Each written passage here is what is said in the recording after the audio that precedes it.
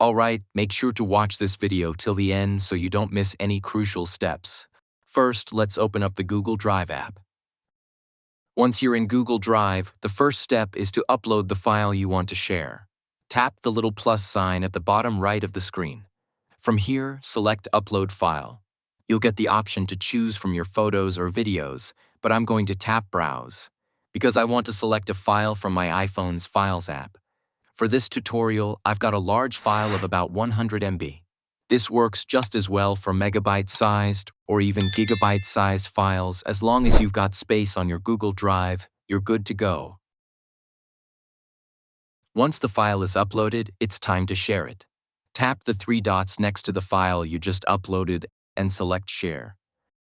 There are a few different ways to share the file. For instance, I'm going to type in my email address here. You can also enter a phone number if that's easier for the person you're sharing with.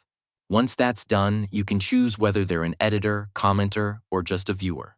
I usually set them as a viewer if I only want them to download or view the file, not make edits.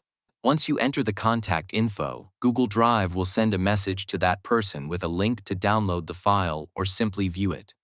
If you need to make any changes later, tap the three dots at the top right and choose Manage Access. This allows you to change permissions or revoke access from anyone if needed.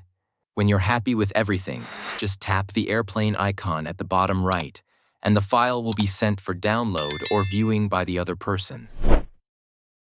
And that's all.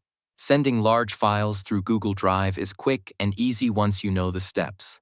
I hope you found this tutorial helpful.